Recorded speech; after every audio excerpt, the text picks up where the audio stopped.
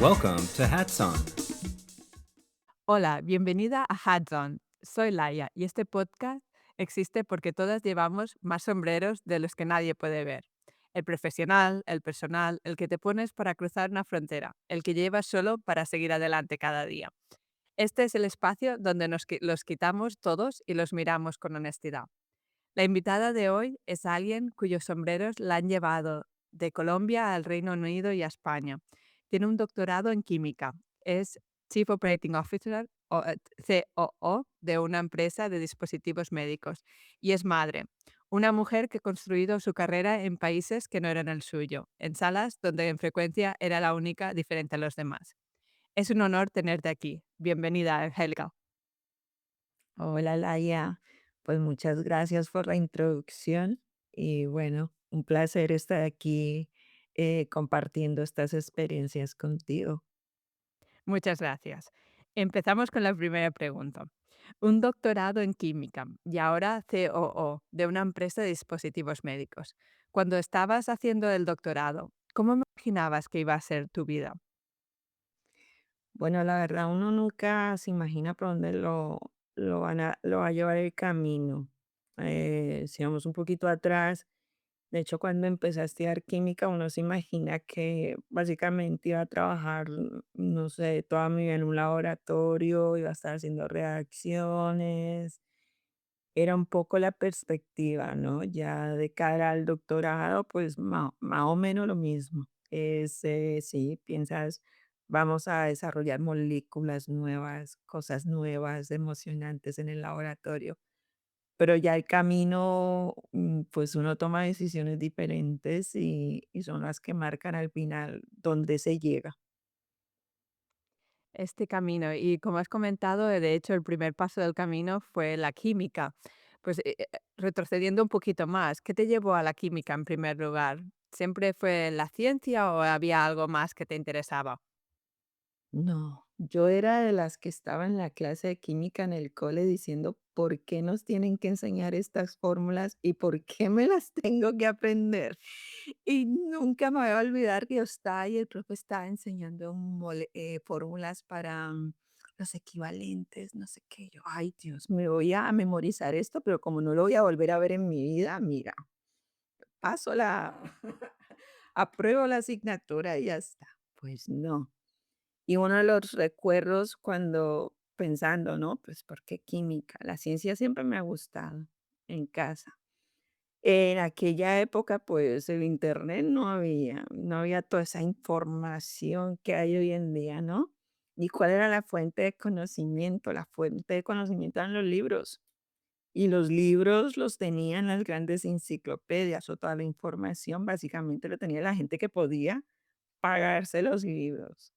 Y, pues, en familias donde, pues, la situación no está tan bien, la inversión en libros es lo último, ¿no? Pero se tienen que cubrir las necesidades básicas. Y una de las cosas más bonitas que recuerdo es que a la madre de uno de mis primos, una persona que tenía mucho dinero, estaba como, rehaciendo su biblioteca y tiró muchos libros. Se quería deshacer de muchos libros y le dio, pues, cajas de libros a ella. Se ella llegó a la casa con un montón de libros. Y de esos libros, uno de los que más yo miraba, porque me parecía increíble, era un libro de física. Y lo leía, y claro, yo con esa edad, pues no me quedaba claro qué es lo que me querían explicar. Pero siempre con mi hermana y mi primo recuerdo de intentar hacer alguno de los experimentos que habían allí. Y uno que me acuerdo mucho y es por el recuerdo en la cabeza, ¿no? Los colores.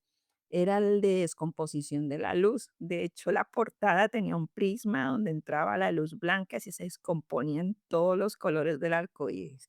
¿Qué hacíamos nosotros en casa? Cogíamos un cuenquito, poníamos agua, un espejo dentro que le diera la luz del sol y proyectábamos en una pared y se veían todos los colores del arco iris. Para mí esto era fantástico. Yo creo que inconsciente o conscientemente, allí es donde la ciencia es algo que me hizo como clic, boom, y es una de las cosas que más recuerdo y creo que tuvo gran influencia en que escogiera química como carrera.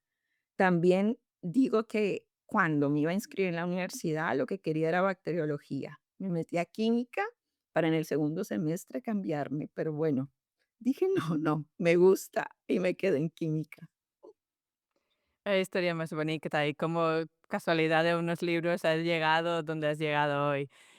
Y siguiendo un poquito, porque lo que comentaste antes, el camino te lleva por ciertos sitios. ¿Cómo tuviste que aprender sobre todo, o qué tuviste que aprender sobre ti misma cuando pasaste de ser esta científica que había estudiado toda esta parte de química a liderar personas y operaciones como estás haciendo hoy en día?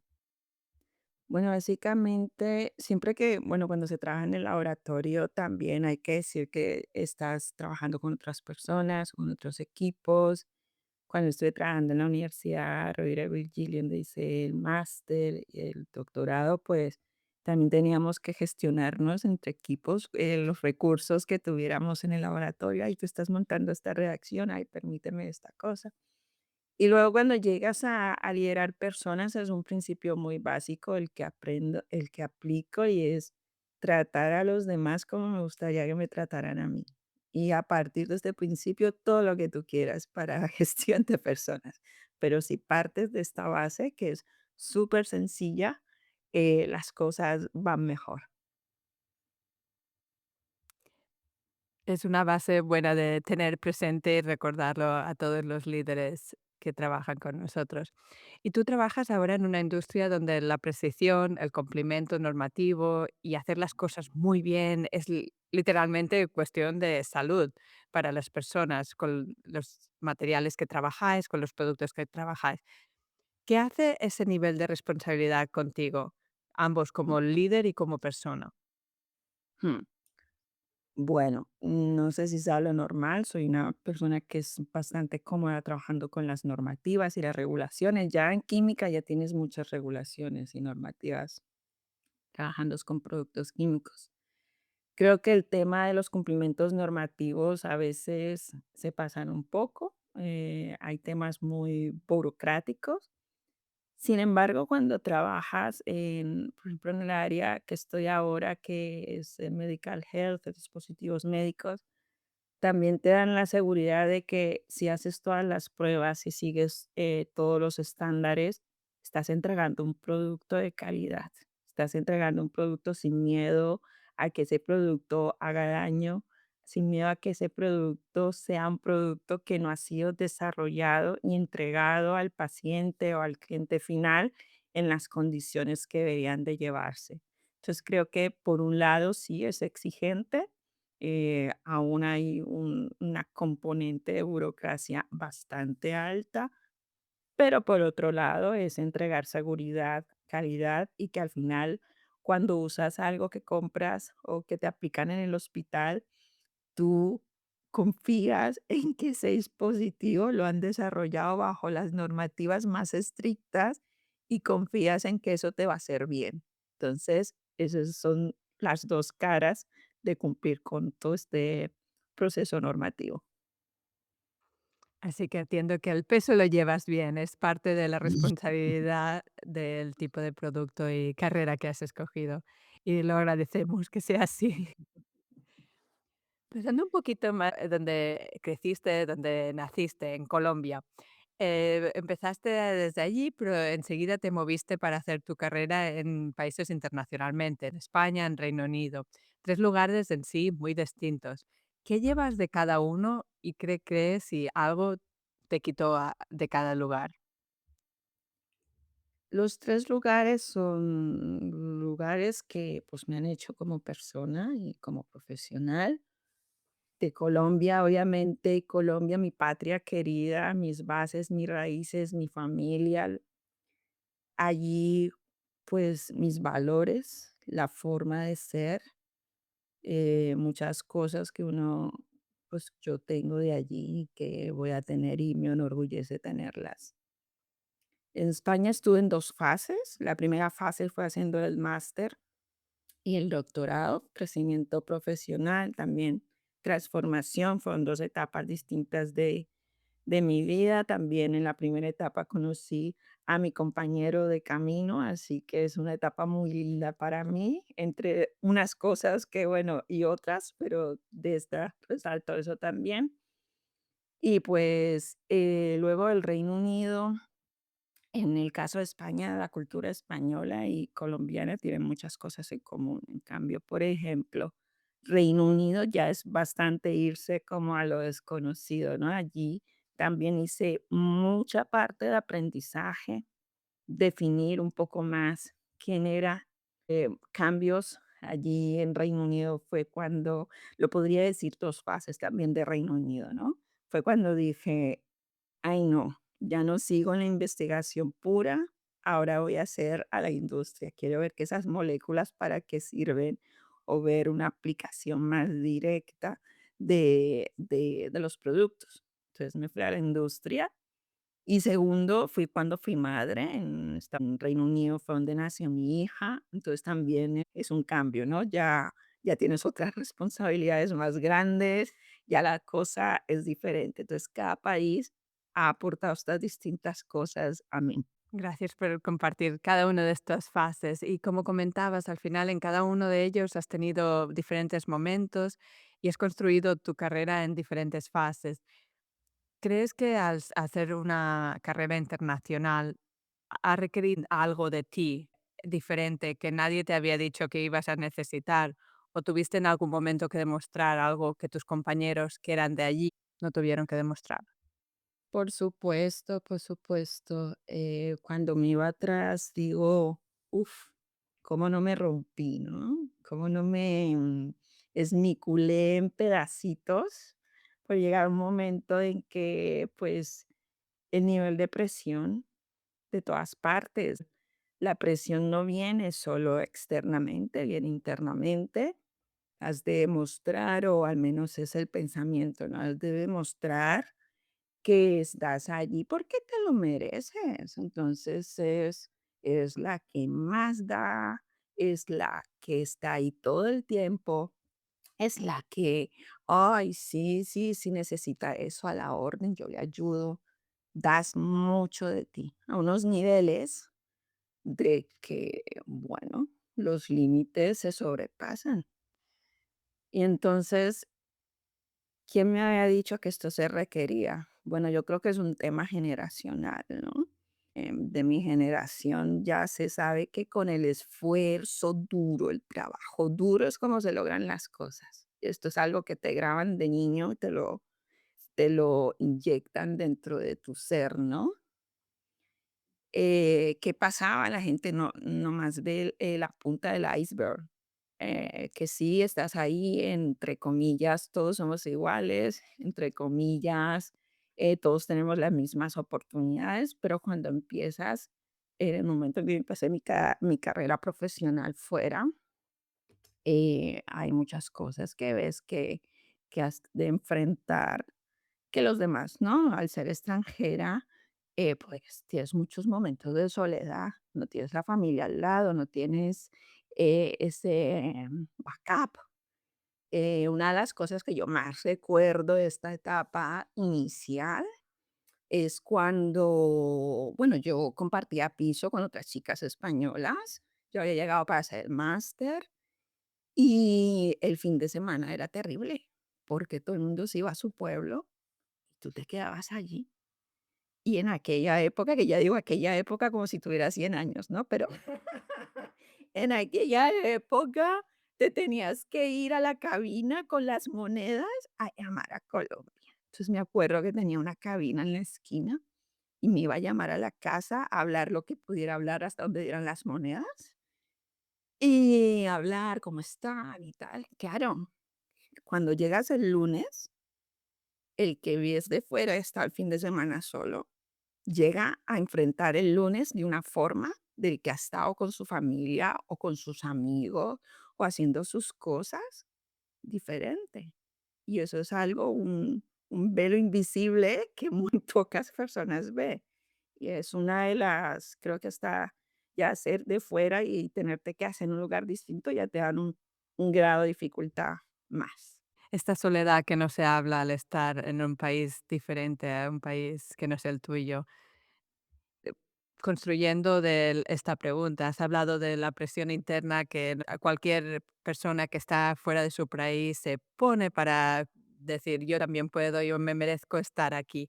Pero de otra parte también hay, supongo, presiones externas o visiones externas de cómo lo ven. Por eso, una pregunta muy directamente es, como mujer colombiana trabajando en química, en fabricación, áreas que son bastante nichos de algún modo, ¿experimentaste en algún modo racismo?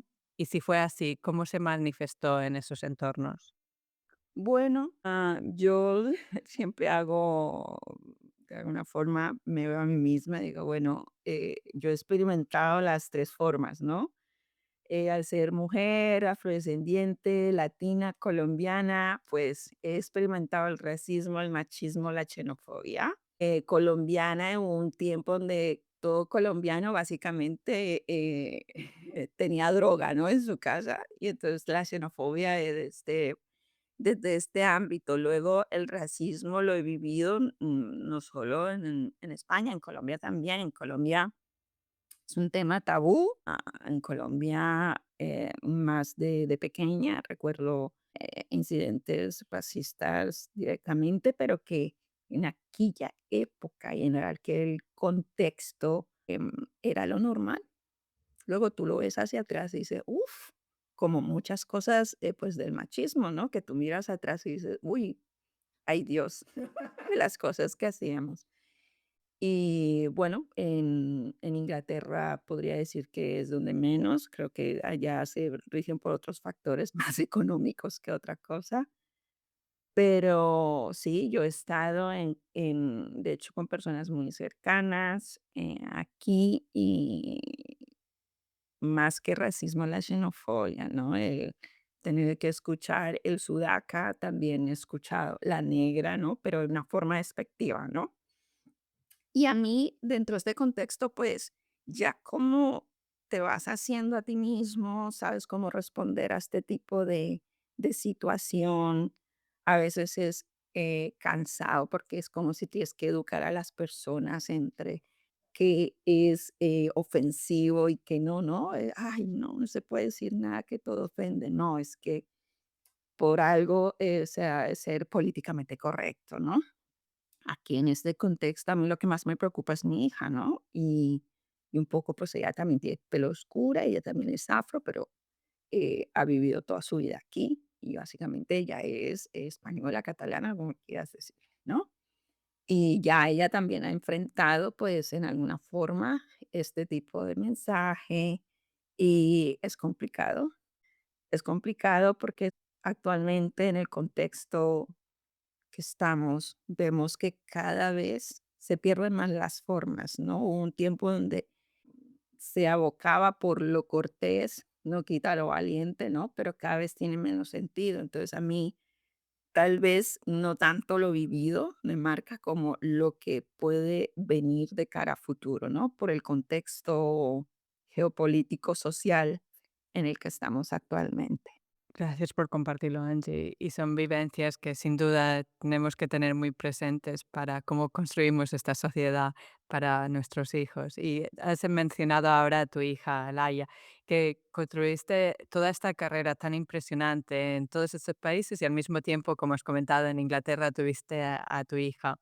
Entonces, ella tiene ahora 10 años, lo que significa que tu vida ya iba haciendo muchos proyectos, ya iba a toda velocidad con nuevos países, habías estado en España y habías ido a Inglaterra, tenías una carrera exigente y habías obtenido tu doctorado, todo eso, y en ese momento te convertiste en madre. ¿Qué te sorprendió más de ti misma cuando te convertiste en madre? Bueno, yo voy a decir algo que nunca pensé que yo iba a decir, pero es que ser madre me cambió la vida. Es una experiencia muy, muy bonita, muy bonita. Pero no nos confundamos, ¿no? Lo bonito no quita lo duro, complicado, exigente del asunto. Entonces, he tenido suerte, tenemos una hija de las que se llaman, las que se dicen que son las hijas trampa, ¿no? Que se portan bien, que te lo ponen como todo, pues muy facilito. En eso he tenido mucha suerte. Y también, hombre, decir que mi pareja también he tenido mucha suerte, es una casa donde hacemos un 60-40. y el 60 no es el mío, el 60 lo mi pareja. Entonces, en eso, pues, hemos podido compaginar muy bien. Yo he podido compaginar muy bien mi carrera profesional siendo madre. Sé que no es el escenario donde se encuentran actualmente muchas mujeres, tanto en la vida personal como profesional. También la empresa donde yo estaba también ha permitido mucho tener esa compaginación con la familia, así que en ese aspecto, bien. Ser madre ha sido un plus positivo desde mi perspectiva. ¿Hay algo que te haya sorprendido al convertirte en madre o fue como te esperabas? Mira, yo creo que sí, yo creo que a uno le sorprenden muchas cosas. Yo no sabría cómo, pues, explicarlo con palabras, ¿no? Es como una transformación, es algo como muy visceral. De repente es como otra persona. Mi hija me despertó muchas cosas, mucha ternura. Yo vengo de una familia donde nos creamos, yo siempre digo, una manera un poco más militar, ¿no? Los sentimientos, ay, ay, ay, pero con mi hija, todas estas cosas, estos cambios que producen en uno, en mí, creo que muchos cambios. No sabría cómo expresarlos, pero sé que Angélica antes de ser madre no es la Angélica de ahora. Y eso sí, también traen otras preocupaciones, ¿no? Vienen con un maletín lleno de preocupaciones, ahí y el futuro de tus hijos, ¿no? Pero sí, creo que, me sorprenden, día a día las cosas, cada día es diferente, cada día son cosas nuevas, cada etapa, es diferente, es diferente. Uno no sabe lo que se va a encontrar en cada etapa, se la va a encontrar bien, se va a encontrar más regular, no se sabe. Y eso también, pues, da gustillo, ¿no? No, es bonito. Sin duda.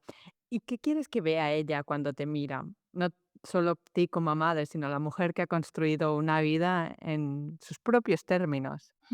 Yo, por ejemplo, en mi propia experiencia, yo veía a mi madre como una guerrera, ¿no? Mi madre le tocó muy duro en la vida y siempre la he respetado y la he tenido como una persona que ha luchado mucho, ¿no? También ves con muchas frustraciones, sueños que no se pudieron cumplir. Yo, mi hija, más que lo que ella pueda ver de mí, a mí lo que me agradaría es que ella se viera a sí misma, supiera quién es ella, supiera dónde están sus límites, ¿no? Ella de mí verá muchas cosas.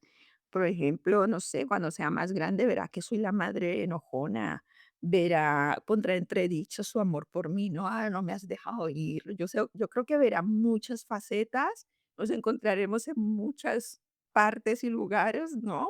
Y verá muchas cosas de su madre. Y a mí me va bien que me vea como su madre. A mí eso ya está bien. Pero para mí lo que sería ideal es que ella se viera a sí misma para poder construir la vida en sus términos, que a veces como mujeres, ay, la líder, la supermujer, la supermamá, esa mujer es inquebrantable. No, que vea que ella es, que quiere ser, dónde están sus límites y sobre todo que sepa qué es lo que no quiere en su vida, que a veces pues tenemos unos niveles qué bueno. Eso es lo que quiero que ella, vea, sobre todo, que tengan las herramientas para que sea feliz. Qué bonito y poderoso también, que sea quien ella quiera ser.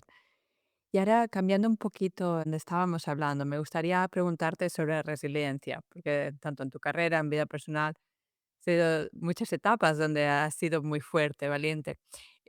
¿Cuál ha sido la cosa más difícil o un ejemplo de algo muy difícil que has tenido que atravesar personalmente? Bueno, creo que como todo el mundo, durante la vida, uno tiene, pues, fases muy oscuras, ¿no? Donde no ves la luz, estás metido en el medio del túnel, ¿no?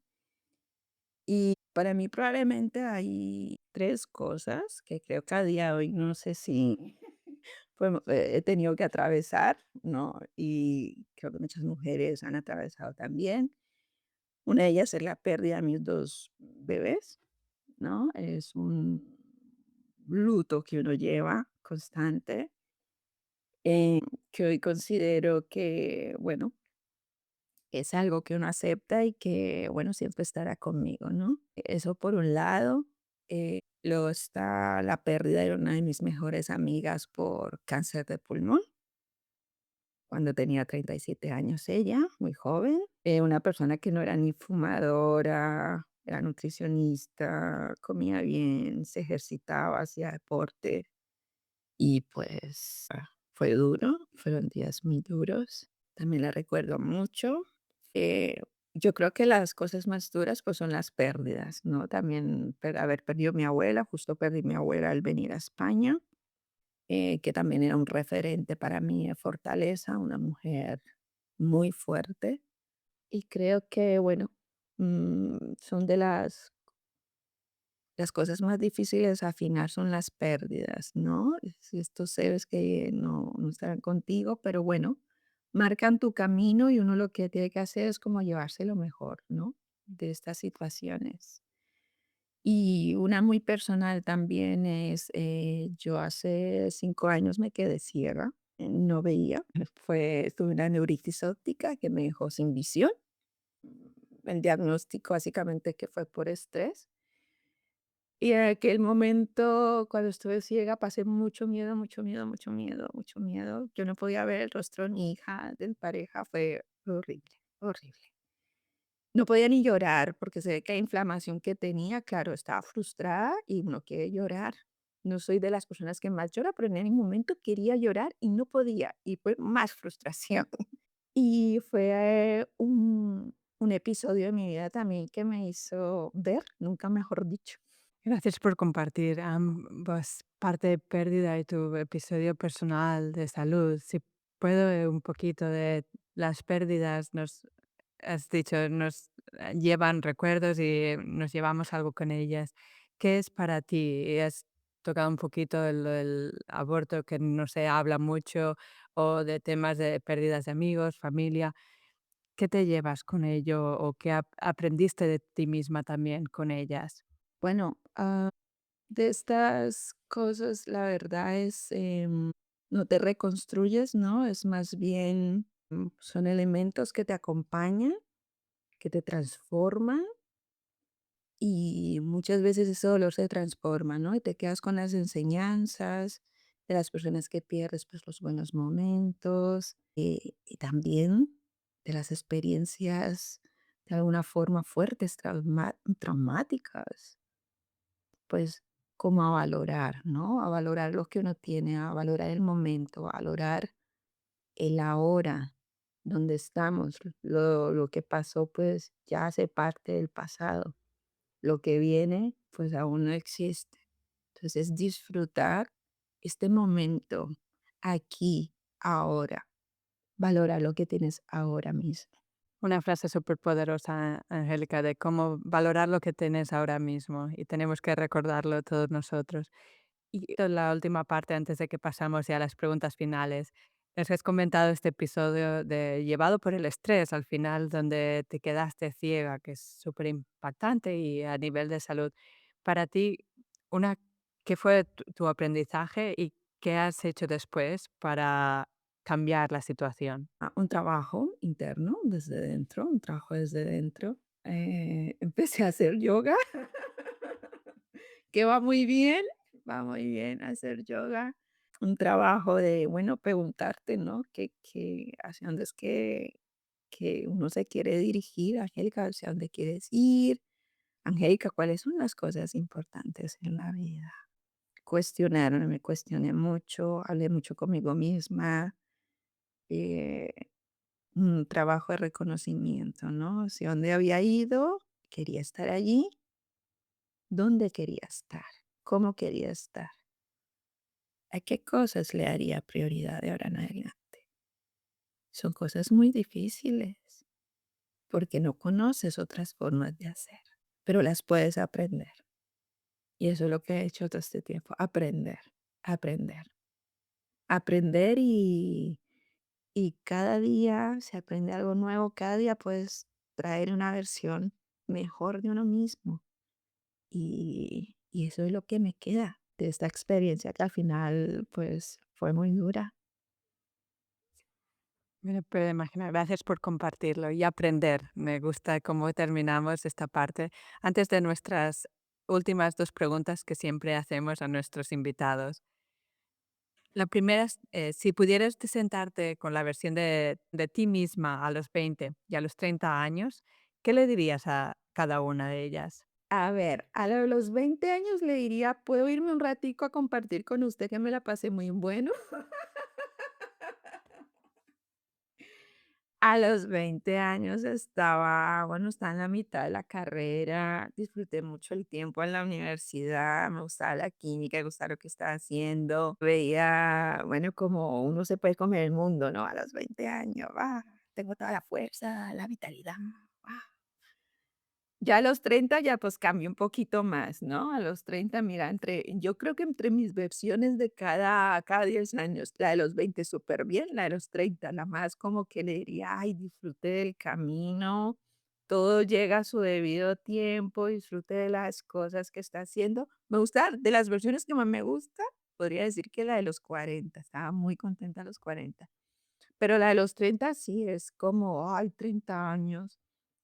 Y sí, disfrute del camino, las cosas llegan. A eso le diría a la de los 30. La de los 20 le diría si me dejaba pasar un ratito más con ella. Me gusta, nos volvemos a los 20. Qué bueno que fuera una bonita etapa. Y me has mencionado que a los 40 te gusta, que estás feliz, esta etapa. ¿Algo que le dirías a ti misma de estos años? Sí, es eso, de los 40 es cuando empieza, pues, toda esta fase de aprendizaje que te comentaba, y es una fase que me lleva hasta el día, de hoy. Estoy muy contenta de las cosas y los cambios y las transformaciones que bueno, que estoy haciendo en mi vida y que seguiré haciendo, ¿no? Me encanta, Angélica, a seguir haciendo estos cambios. Y la última, la que hago a todos nuestros invitados. Llevas muchos sombreros a la vez. La científica, la CEO, la madre, la colombiana que comentaste, que vino aquí a España y se ha quedado aquí en nuevo entorno.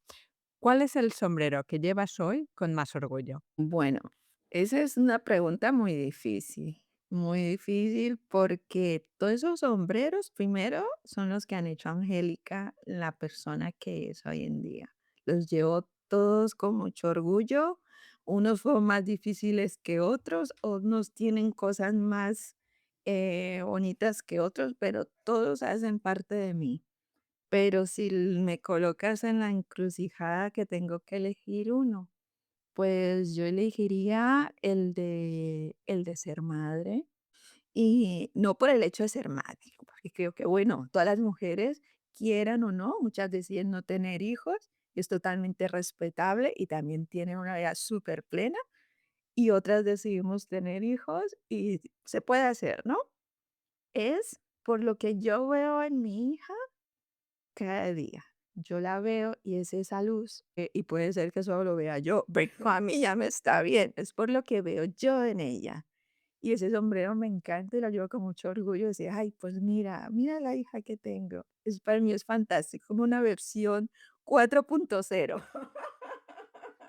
Yo ya soy el modelo obsoleto. Es de los sombreros que ya llevo que llevo hoy con mucho orgullo, aunque todos mis sombreritos los llevo con mucho orgullo también, porque hacen parte de lo que soy yo. Con este sombrero que te da luz cada día. Gracias por cada parte de esta conversación, las partes que fueron más fáciles y las que no lo fueron tanto. Le has dado a este podcast algo muy valioso hoy. Muchísimas gracias. Y a todos los que estáis escuchando, espero que algo de lo que habéis oído hoy os sirva. Una pregunta que llevaros, la sensación de que vuestros propios sombreros, cuanto sean, cuanto pesen, merecen mirarse con amabilidad. Hats on, hasta la próxima.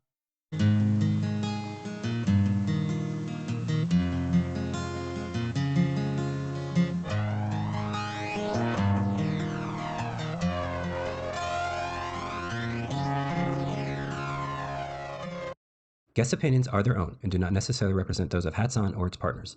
This podcast is not a substitute for professional advice.